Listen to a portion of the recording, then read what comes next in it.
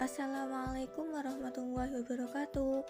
Perkenalkan, nama saya Umi Farihatus Sa'diyah dari Prodi Tadris IPS di Institut Agama Islam Negeri Kudus. Dalam video pembelajaran kali ini, kita akan belajar bersama-sama mengenai konflik sosial yang ada dalam masyarakat. Manusia dalam kehidupan tidak bisa terlepas dari interaksi sosial. Dalam berinteraksi, terkadang terjadi sesuatu yang membuat salah satu pihak merasa tersinggung atas kesalahpahaman, sehingga terjadilah konflik.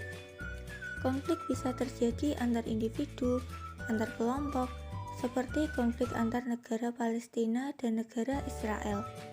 Selain itu, ada banyak konflik yang terjadi di masyarakat, yaitu konflik buruh dengan perusahaan, konflik antar suku, dan konflik antar agama. Lalu, apa sih konflik sosial itu? Konflik sosial merupakan benturan beberapa kepentingan antara dua orang atau lebih yang saling mempengaruhi dalam proses interaksi sosial. Sebagai akibat dari adanya perbedaan paham atau kepentingan yang bersifat mendasar. Jadi, konflik sosial itu didasari oleh adanya perbedaan dalam hubungan sosial. Perbedaan tersebut dapat berupa perbedaan pendapat atau pandangan yang tidak bisa dikontrol, sehingga menyebabkan perselisihan. 4 faktor penyebab konflik sosial. Yang pertama, perbedaan individu. Yang kedua, perbedaan latar kebudayaan. Yang ketiga, perbedaan kepentingan. Yang keempat, perubahan nilai yang cepat. Yang pertama yaitu perbedaan individu. Setiap individu pasti mempunyai perbedaan, baik berupa pendapat, pendirian, pola pikir, dan juga perasaan.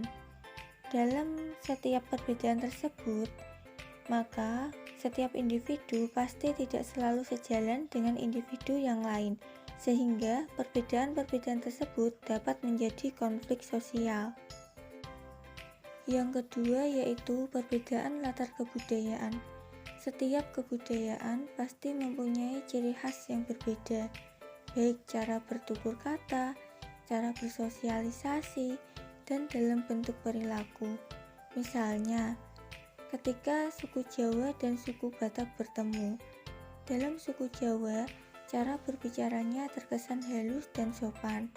Sedangkan dalam suku Batak terkesan keras namun tidak bermaksud marah-marah. Maka dari hal tersebut, jika tidak didasari dengan rasa saling memahami dan menghargai, maka akan menjadi konflik. Yang ketiga yaitu perbedaan kepentingan.